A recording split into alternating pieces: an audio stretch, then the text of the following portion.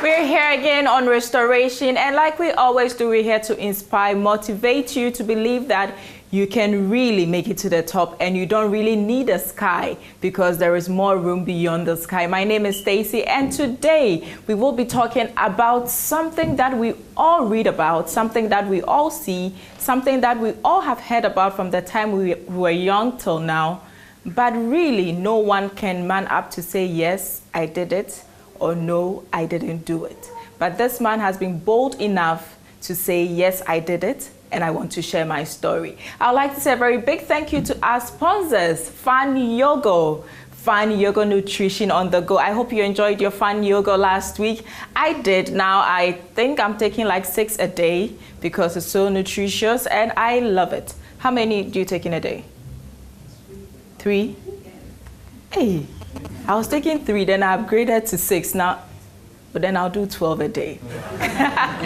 Keep enjoying your Fun Yoga because it's nutrition on the go. What I like about Fun Yoga is no matter how early I wake up, I just get it in traffic and it can really like sustain me till I really get some food in my stomach. That's what I love about Fun Yoga. I'd also like to say a very big thank you to our supporters, Yas Washing Powder. If you want your clothes to look brand new all the time, make sure you're not washing with any detergent that is not good enough for your clothes. You need detergents that are gentle on your clothes, that are gentle on your hands, and I recommend Yas Washing Powder for you. For ladies, our red time of the month is of course Yas Sanitary Pad, so make sure anytime you're shopping you get your Yas Sanitary Pad on that list. Also, to my crunchiest and favorite breakfast choice, Hooch Cornflakes, I'd like to say a very big thank you to Hooch Corn and Choco Flakes. And of course, special ice mineral water and special drinks at La Palm Royal Beach Hotel, where we always record every Sunday to show you that yes, we really care about you and we really want your inner spirit to be moved and motivated. I would also want to say a very big thank you to MVP Ahofentwa. So ladies, our hair is our glory, so MVP is the magic. Our guest has come all the way from Bolgatanga. He's here to share a story most of you would not be proud to share. Please, let's welcome our guest for today, Abba. Welcome to the end of the tunnel. See a bright light shining through, and it's just for you. Take a seat. And when I tell people, I always respond to my social media messages most of the time myself. You doubt. Abba got in touch with me on, was it on Facebook? On WhatsApp. On WhatsApp, yeah. So now let's talk. Yeah. Let's start our talk. Yeah. You started with alcohol. Yes. How early did it start? I started on the 6th March 1993.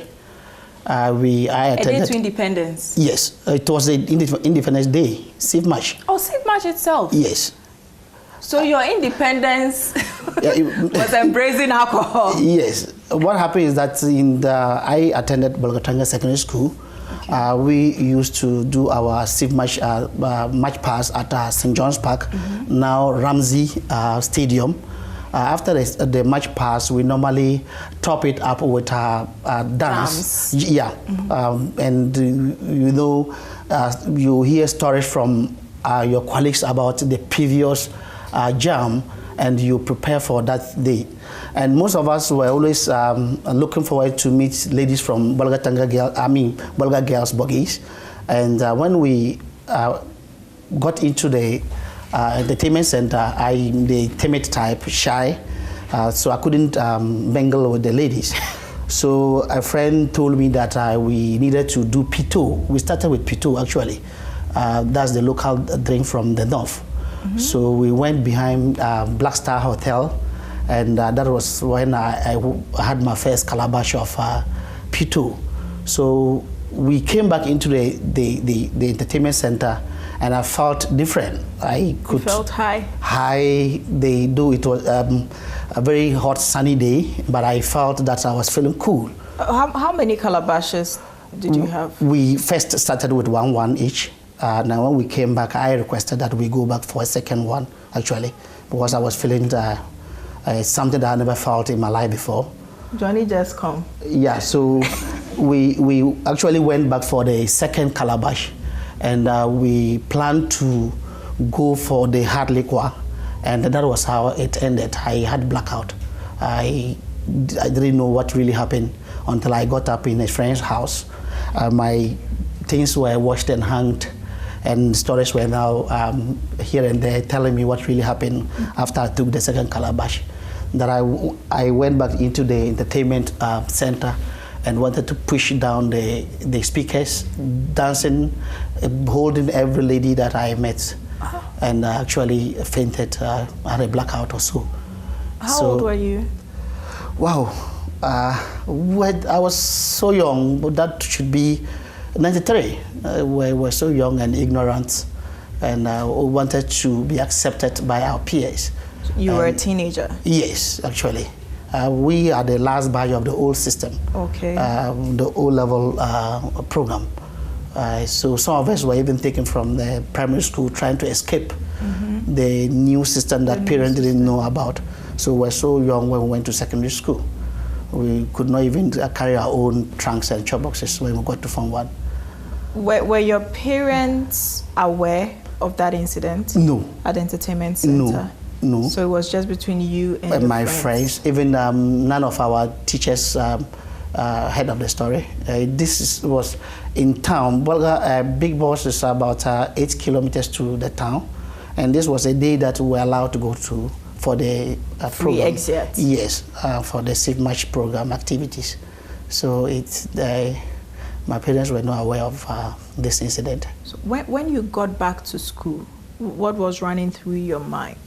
Even after the stories, my friends told me what really happened after I took my second calabash. I told them I would never drink again. Besides that, my daddy never took alcohol, and a disciplinarian, and when he gets to hear this story, probably I'll be in trouble. So I was telling my friends that no, I would not drink again. Until we went back to school and something happened again, Tongo Festival. Then we went there for a football match, and after the victory, we decided to drink, and I said I will not drink again. And they told me that that's how it is with everybody, because I didn't. It was your first time. It was my first time. We didn't eat, and that if I took it in a very fast way, I could have been, taking it bit by bit. We're in a hurry to consume much that day. So I accepted and drank that day again, and that was how I started the road to Ankafo. Wow. Yeah. Was it Pito? Yes. You normally start with the softer ones. For a time, you don't. When you take the Pito, it doesn't give you the effect that you want. You would need to take more of the alcohol or more of the substance to get that effect. We call it tolerance in addiction or alcoholism. Whatever drug that you are taking from the first start or the experimentation stage, when you take, let's say, a bottle of beer and you get a certain effect, it gets to the time that a bottle of beer don't give you that effect. You need to take more, 2 or 3 to get that effect. So that means the body will be accepting or responding to the drug. So when we started P2, it got to a stage that we didn't want P2. It wasn't moving you. You needed to do the hard liquor, the local stuff, and top it with cigarette.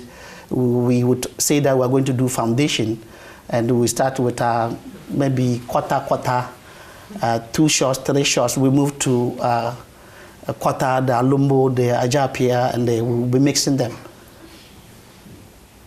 So, teenagers? Yes, but then I graduated from Bolgatanga Secondary School and went to Novrongo Secondary School for my sixth form program. And sixth formers was considered as a bit mature. Yes, so we could go to town, Novrongo town. So the time that, yes, and I was a active footballer, and footballers, they normally allow us this opportunity of, yes, I was a very good footballer. Played in virtually all the schools, teams that I've attended, from Big Boss to Novrongo Secondary School. So we would go to Novrongo town, and there's a difference between the Bolga P2 and the Navrongo P2. Their P2 is a bit harder than ours. When you take the Navrongo, how do you know? you would when you try Bolga P2 and you mess up with Navrongo P2, they will carry you. I think depends on how long they boil it, and the yeast. Navrongo P2. It will give you headache. It will give you headache. And we used to top it with or start with foundation. It was in Navrongo that I went into the local staff. Really, I mean, starting with Apio, we used to call it impete.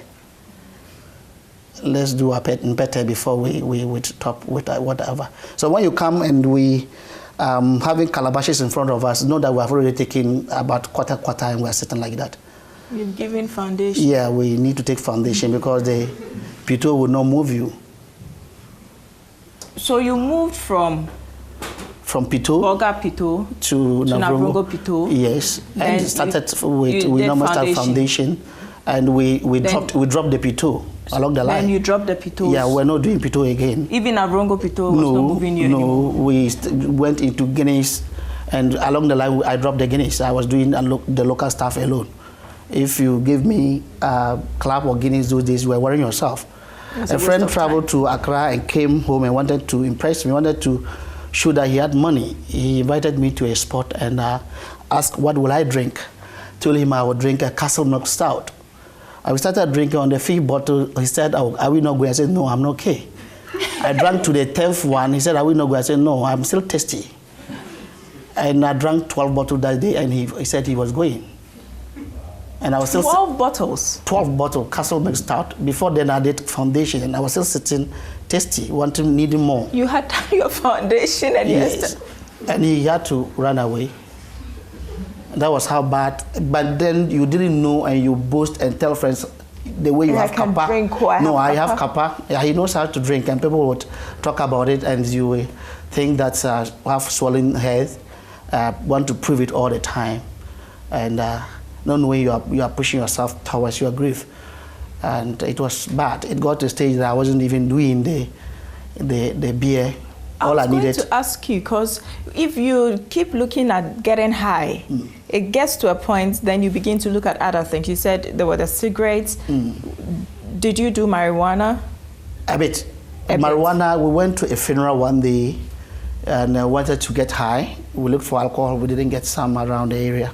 And a friend introduced me to marijuana. It was difficult. I came back and I received slap from my girlfriend, who realized that my behavior changed. That wasn't the alcohol behavior. With marijuana, it wasn't tampy behavior. with marijuana, you more or less tend to hallucinate. Your talking is different. We went closer to a dump. And he said, since there wasn't, he said I should accompany him. He's aware I don't smoke. But I needed to get high and get back to the funeral and dance. We used to have this culture. I would love to dance at funerals. So he said, well, I should just take one puff and see how it is. The inhaling and exhaling was difficult in a way. But when I tried 1, 2, it's really worked. Went into your head? Yeah, then you need to exhale it and get back to the lungs. And I came back, I don't know what I said, and received a slap from my girlfriend. So that means you were a very shy person? Yes, and we're also hiding because we're very good footballers in town. I was one of the best guys played the team, Afi Stars, and we liked by a lot of people. So we were covering that part of our life. Most of us, some are gone now, they're dead. I can mention about 5 of them that I started with, but I don't have that right to mention names on the set. I can say that most of the friends that I started with, about more than 10 are gone. I can't mention them within a twinkle of an eye. Caused by alcohol and substance, other substance abuse. It's always that way that you start with the softer ones and graduate to harder and mix with tobacco and marijuana. We had this belief that when you are drinking and smoking... Tobacco and marijuana? Yes, that's cigarette. cigarette is tobacco. Okay, I thought maybe you opened it up and mixed it. I was going to say that is dangerous. We had this belief that when you drinking and smoking cigarette, it makes you high. It gives you that effect. Yes, it is. Within a short period, the feeling is different from taking alcohol alone.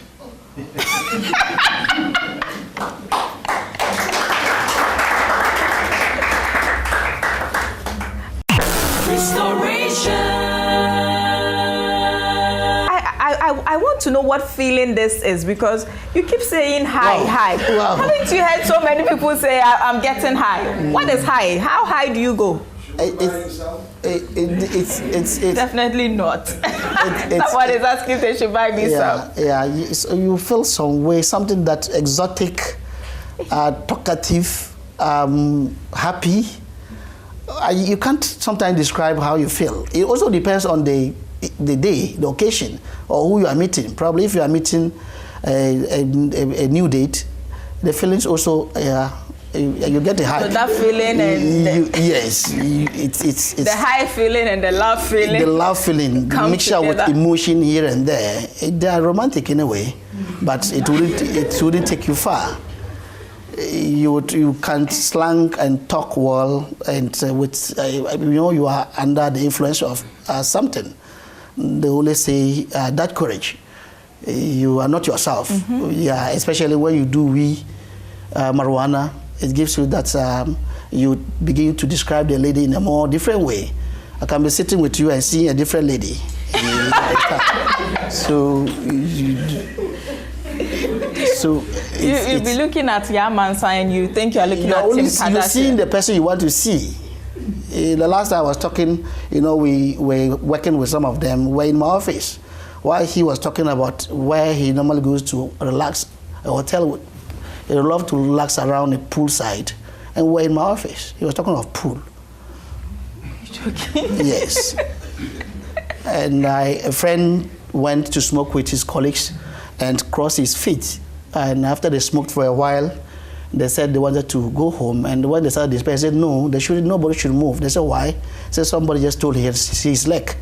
He couldn't see one of the... And he had crossed it? Yes. He said they should all... they needed to... Yeah. That is how bad it is. I have a brother, every time I meet him and I greet him, how are you? I can't mention his name. He tells me recently how he met Obama and they had a very nice meeting. That's marijuana for you, hallucination. They live in a world of their own. Yes, that's how good, to them, they're feeling good. Feeling. Yeah, but it will lead you to a psychiatric hospital. Marijuana has the ability to rewire your brain cells so that you think differently, you see things differently. They're very difficult people. Did your parents ever get to know? They were suspecting me. My stepmothers knew. My dad is the indoors type. He doesn't mingle a lot. He said to mention that he knew that we were doing P2, but he didn't know it was that bad, that we had graduated to local staff, that I could drink a bottle of the local gin early in the morning and I'm still okay. It was the time that anything that I drink would not move me. I just needed to be drinking and that gets that level. There's a problem when you are addicted. You don't want the substance to withdraw from your system. It doesn't become a want or a choice. It becomes a physiological need. You need it to function effectively. Without the substance, you are always down. You need it to activate whatever is within you to function effectively. So people wouldn't, or they don't understand why alcoholics live early in the morning, especially in the morning, 2 a.m., 3 a.m., knocking at, you come 6, 7 and they are drunk. No, they've not eaten. That is too late. I used to get drunk around 3 to 4 a.m. Are they? I will leave to around 1 to 2. So my parents and family members would monitor me, block my room. Actually, my father had to sleep in front of my room for some time because when I opened it, the door would hit him and he'll wake up.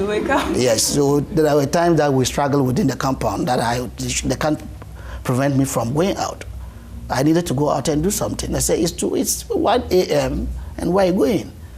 And we know where we can get the stuff. Bars that are sold 24 hours. A place that you just tap at the window and it's open. There are times you don't even have the money, but you need it to survive. And you just go to beg. The credit will be so huge that they don't want to add some, and you will just be begging here and there. All sorts of insults will come on your way, but you needed it to survive and to break the day. So when did you have your wake-up call? I realized I was having problem with almost all my friends, but then I had gone to University of Professional Studies. So you are still learning? Yes. I always try to survive my education. O level, I did well. I'm on the best. I think we had about 16 ones, and I was part of the ones. Wow. Division 1, yeah.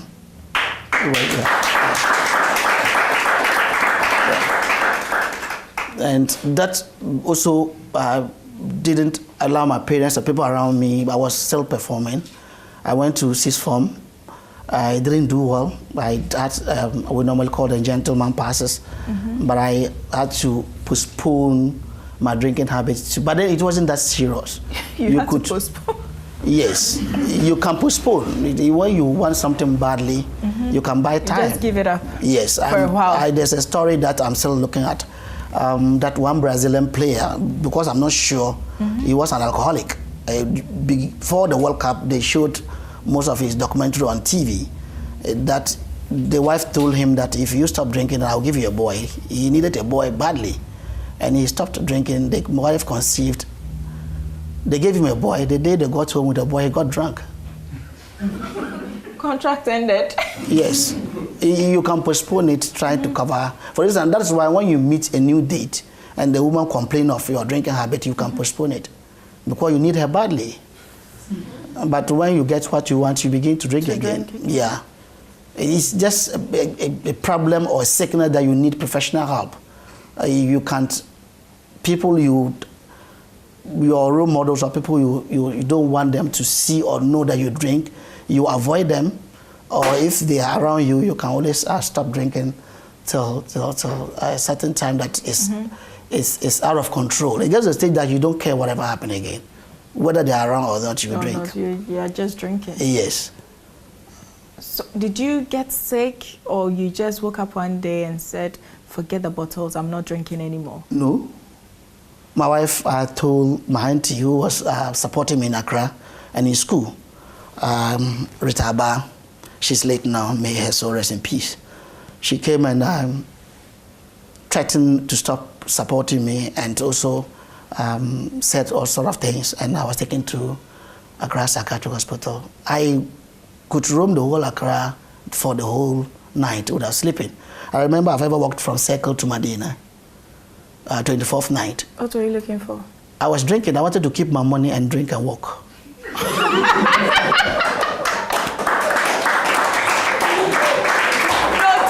Driver, no truck driver was going to take your money. No, actually, when I met a taxi around Paloma, I said I was going to Medina. He mentioned a fee, and I said I insulted. I said, "Wow, I would use my money to drink and walk home." And that state, when you are high and you see certain things, you reprogram your feeling or your thinking. So I walked from Paloma to Nima Police Station to Sosh. From Nima Police Station to Flagstaff House. Behind there, there's a blue kiosk, 2 shops, and branch to GBC Clubhouse. Danced the live band till they threw me out. Walked from that place to 37th, scaled the wall into Mr. Reese. Went and caused trouble, and I was sacked. Then to Opabia, behind Opabia, there's a spot behind Opabia the House. Joints. Then from there to Airport Police Station, there's a corner there. To Spanner, to Opongolo, to Legon, to Atomic, to Medina the next morning, 5 a.m. And I got home. And when I knocked at the door, my wife opened, tears came down uncontrollably. Wow, when I couldn't even abala, are you now coming home? And I was now in a Guinea shirt, and my shirt was in a polythene bag. Then she knew I would leave that morning because I'm 25th born. Oh, you're a December born? Yeah, 25th. Wow. My wife's younger sisters are here, Helen, Gladys. They celebrated my birthday 2011 in rehab, Anchor Psychiatric Hospital. Wow. It was a ploy by Dr. K. Sego. They wanted to, I was still living a stage of denial. It was very hard to crack. And with recovery, they needed to get to the root cause of it, you opening up. Mm-hmm. So they came with non-alcoholic champagne and a birthday cake for the first time in my life. They got in and my newly born baby refused to, I wanted to pick him, Gabi, and he refused. And when the birthday song started coming, I broke down, celebrating my birthday in rehab. I could not, then it was difficult. How did it all started? It was difficult. Did you feel you had wasted the years? Yeah, it was too bad. It was too bad, it was too bad. When, as a parent, you know you have a lot of connection with your kids. Mm-hmm. So when your own son would not even come to you. He didn't know me. That's what I'm saying. That means he didn't know you. The naming ceremony, I fainted early in the morning. I had left around 3 a.m., we're at Medina. Came back, I didn't witness anything. And for just after that, I was taken to psychiatric hospital for rehabilitation. So he didn't, that wasn't the problem of the kids. He didn't know me. He didn't know you? Yeah. So these beautiful ladies came to celebrate my birthday in rehabilitation center, 12 steps.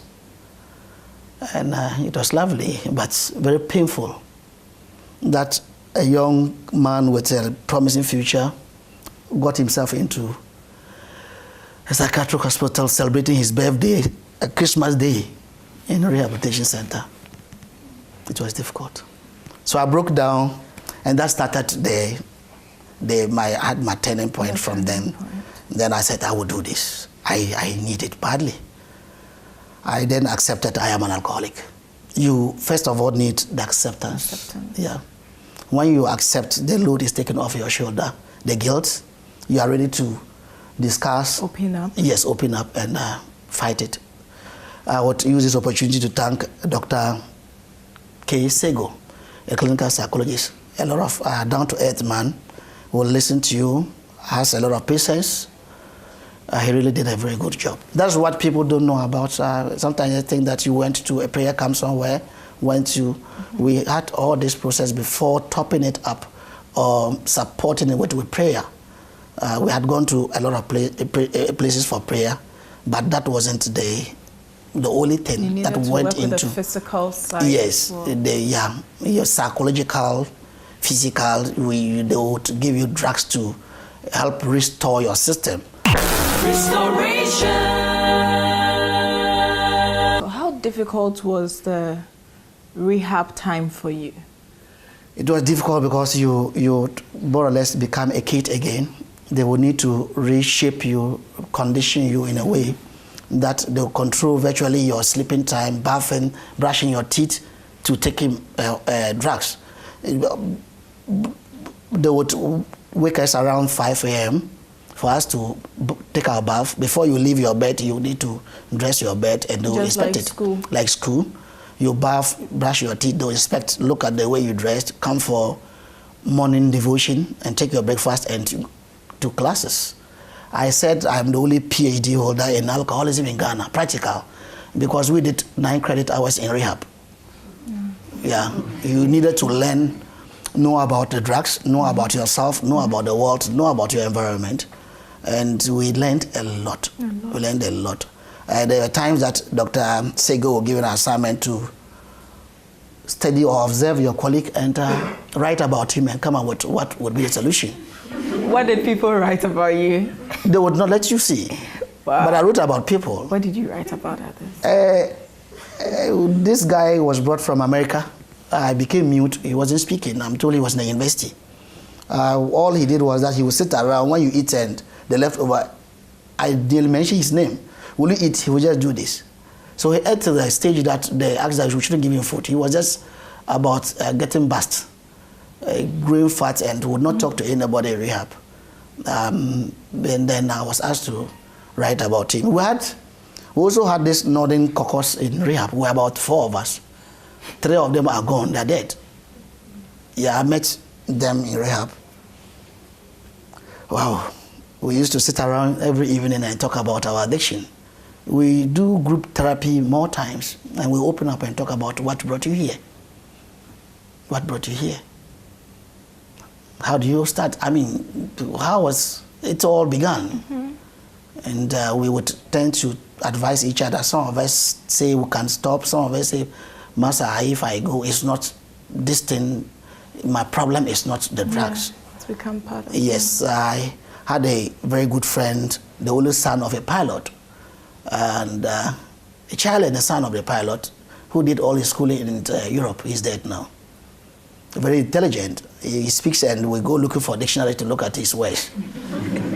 When he speaks, you need an encyclopedia. He went to school, went to Europe as early as at the age of 12 and went to good schools. The only son of a pilot. He attended very good schools. But he gives you biscuits. Next time he wants something from you and you are not able to give it, you ask for his biscuit.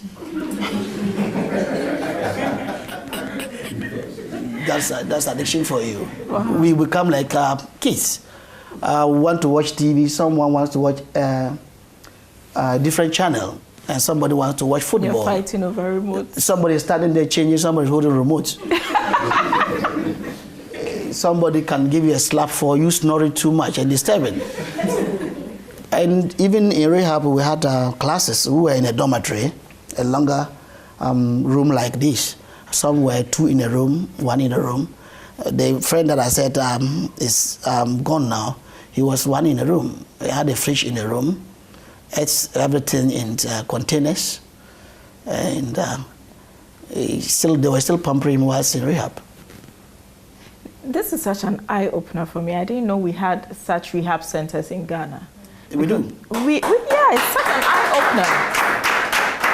Because most of the time, we know that when people have this constant need for certain substances, you would want to help them. But I always ask myself, where do you take them to? Because they don't advertise these centers. They don't talk about them. The media does not give them any form of publicity. So if I have a child or I have a friend who is on substance abuse, where do I take this person to? So the prayer camps get to have all the burden, because we always say it's spiritual. As much as it's spiritual, we also have to look at the medical and the psychological side of it. So I'm really happy we have a rehab center that people can actually take their friends, their family and friends to get support. Yeah. So where was your center? Ankafo Psychiatric Hospital, 12 steps. There's a ward there known as 12 steps. There's one at Pantang as well.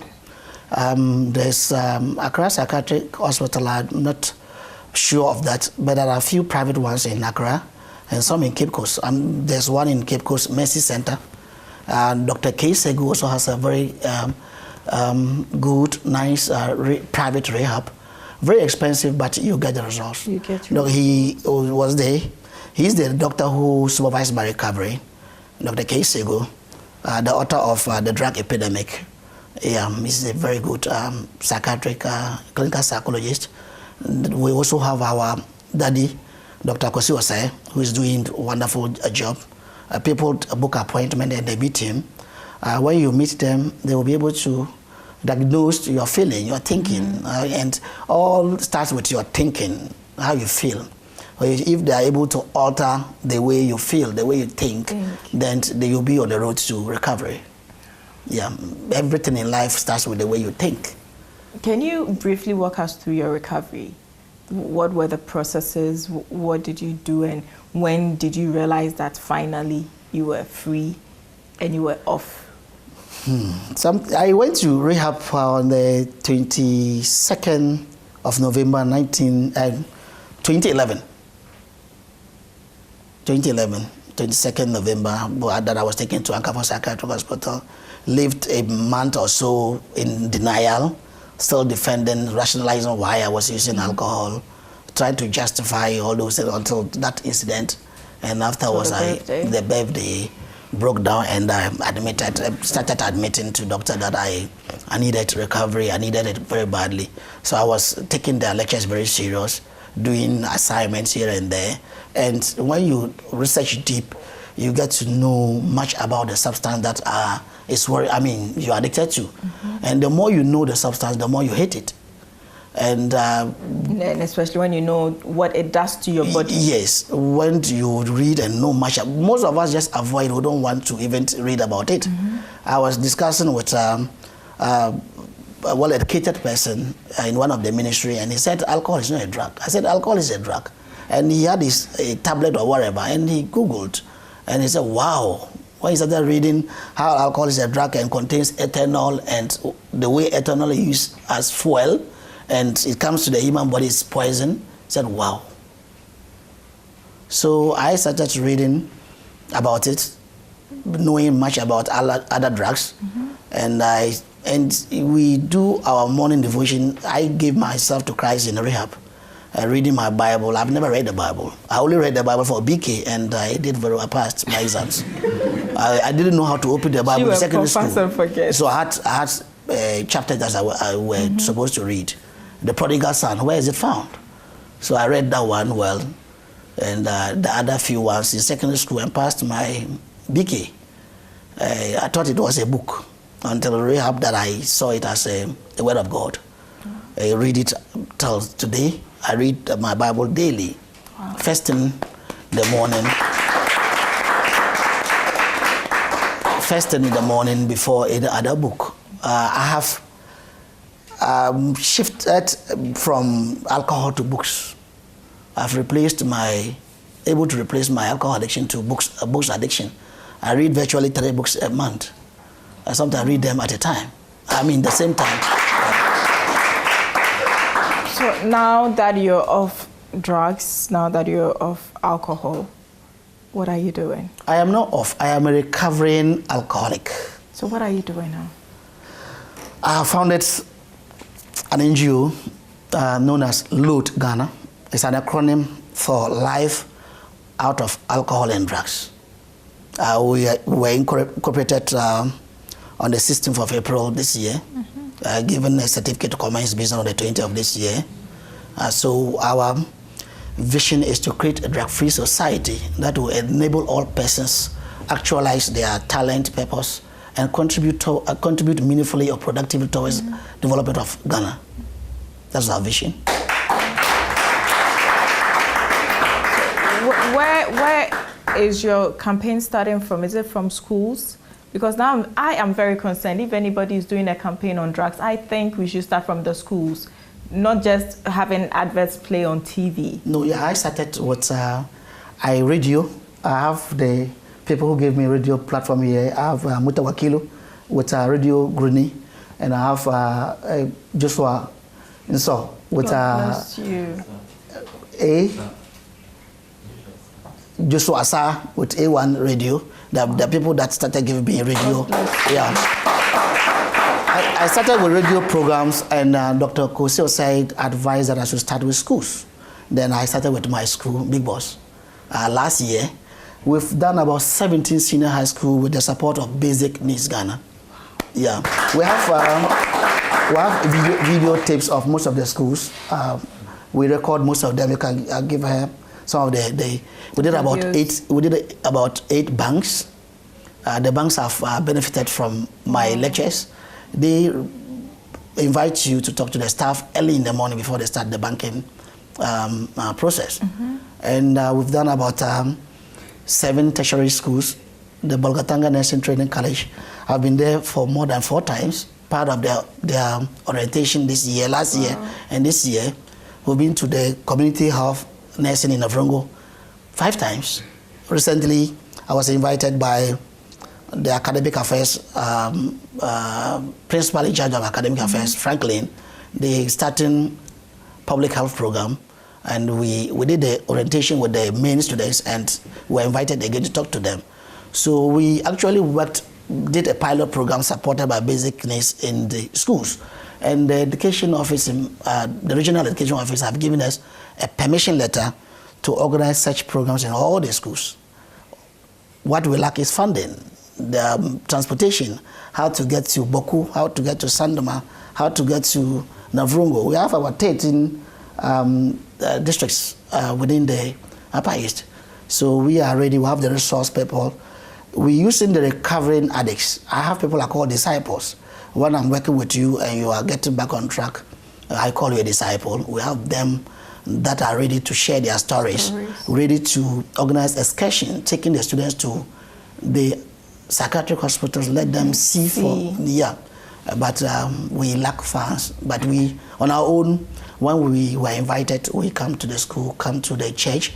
We did about 8 churches, outreach program. Communities are inviting us here and there. As I'm speaking, my other colleagues are going on their way to Sakote.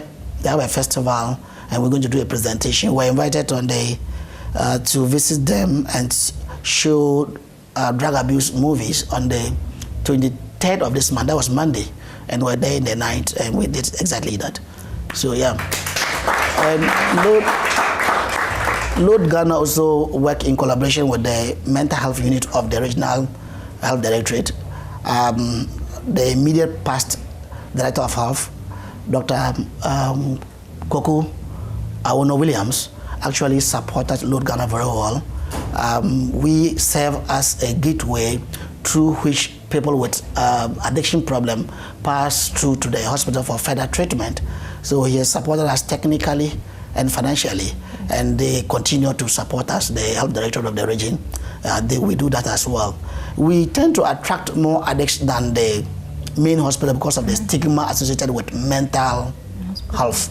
Those with addiction problem have to go to the mental health unit of the hospital, and because it's mental, they don't want to go. But Load, we have a load management center, life out of alcohol and drug. But because we say Load management center, we attract a lot of people, and we prepare you all, giving you the foundation before you are taken to the other. We collaborated in more programs, even a lady addicted to Petidin. I had to talk to her, convinced her, and she was finally taken to Accra here for detoxification. And so now she's pregnant and back to work. She's a nurse. Oh. Yeah. You're doing a lot of good work to support the community and the nation as a whole. I think all Ghanaians should be very proud of you, because it's not easy for you to come out and say, this is my story and I really want to share to encourage someone else. So Roger, I am very proud of you that you've opened up to share your life with us. And I know now parents are going to keep their eyes wide open. Teachers are equally going to do the same to make sure that the children that we have in school are protected and are not exposed to any form of alcohol or any form of drug. We're really proud of you. And I would also want to say a very big thank you to our sponsors, Fun Yogo Nutrition on the Go. With Fun Yogo, I don't have to worry about any form of abuse because it's clean. So I take my Fun Yogo like 6 times a week, right? I'm safe with Fun Yogo. Yes, it's free. So I take it like 6 times in a day, and I have my nutrition on the go. I would also want to say a very big thank you to our supporters, Yas Washing Powder, Yas Sanitary Pad, Hooch Corn and Choco Flakes, and of course, special ice mineral water and special drinks. I also want to say a very big thank you to La Palm Royal Beach Hotel, and of course, MVP. To my lovely studio audience, you're amazing all the time. Today, I'm like, I cannot even be hyper because I have a lot of things running through my mind. You've really opened my mind to a lot of things that I really took for granted most of the time. And I'm really having a rethink of my life and what I do. Because now, I think even when you take some soft drinks, even too much, is an abuse. So now I'm really thinking. And after I would have a sit down with you, and we'll also see how restoration can support Load to really reach out to a lot of schools so that our children would have a drug-free future, which is very important. I believe every child should not be exposed to drugs, whether it's alcohol, whether it's marijuana, whether it's cocaine. We all know that the end is horrible. So we just have to protect these kids. So before you leave, we have something little from our sponsors that you can take back home to Madam and the children. So Ebenezer, can you help me? This is from Hooch corn and choco flakes. We have some exercise books in there, so I'm sure you can let the children have it back at home so they can write in it. Then we also have something from Yas for you. So when you go home, tell everybody back home that we're really proud of you. We're proud of what you're doing, and we are going to work with you to see how we can help Ghana and our future leaders become drug-free leaders in the future. Thank you so much for that. Today has been an eye-opener for all, and I'm sure most of us are feeling guilty here in the studio and back home. Whatever that you are abusing, know that is not good for your body. Whatever that you're abusing, know that you have to get off it. And always do remember, if it is so difficult for you to do, just remember you can do all things through Christ who strengthens you. We'll see you same time next week. Bye. Welcome to the end of the tunnel. I see a bright light shining through, and it's just for you. There is hope for the tired and weary. Open your eyes and you will see the perfect friend in me. Restoration, restoration, restoration. It's easy. Restoration, restoration, restoration. It's easy. This is where to share it all. A common place for one and all. Let's hold each other's hands and stand tall. Set yourself free and tell